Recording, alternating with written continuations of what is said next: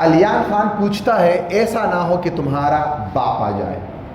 और फिर मैंने भी कुछ सेंटेंसेस किए, आखिर में एक सेंटेंस आपके लिए भी है, आप भी ट्रांसलेट करके दिखाओगे। ऐसा ना हो कि, ये कैसा स्ट्रक्चर है ना, एक लफ्ज़ है इंग्लिश में लेस्ट, और इस एक लफ्ज़ का मतलब है ऐसा ना हो के, यानी नेगेटिव इसमें खुद मौजूद है। ये जुमला है नेगेटिव ना, ऐसा ना हो के। सो ऐसा नहीं है कि इसमें हम डोंट या नॉट या will not shall not use करेंगे, यहाँ लेस्ट ही ज़रूरी है। फिर स्ट्रक्चर ये है कि लेस्ट के फ़ौरन बाद सब्जेक्ट आएगा, ऐसा ना हो कि, वो तो हो गया। अब इसके बाद तुम्हारा बाप, यूअर फादर। फिर इसके बाद लिस्ट जब आ जाए, फिर यूअर फादर सब्जेक्ट आ जाएगा, फिर आ जाएगा शुड। ऐसा ना हो कि तुम्हारा बाप आ जाए, लेस्ट your father should come.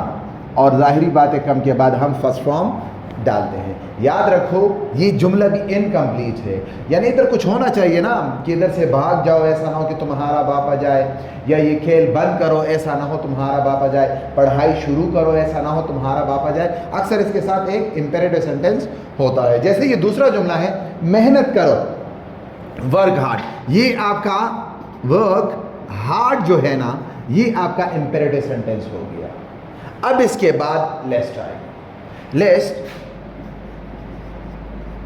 लेस्ट now, ऐसा ना हो कि आप, यू शुड फेल, ऐसा ना हो कि आप फेल हो जाओ, ऐसा ना हो कि आप एग्जाम फेल करो। So work hard lest you should fail the examination, या you should fail, that's also correct, not a bad thing.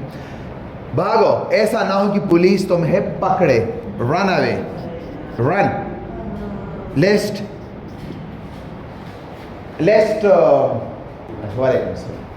एक मिनट खामोश। लेस्ट पुलिस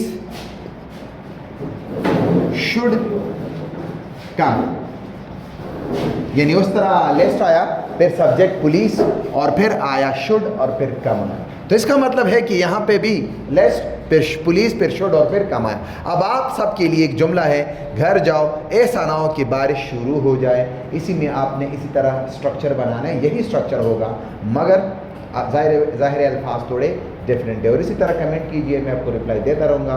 थैंक्स फॉर वॉचिंग, अल्लाह हाफिज़।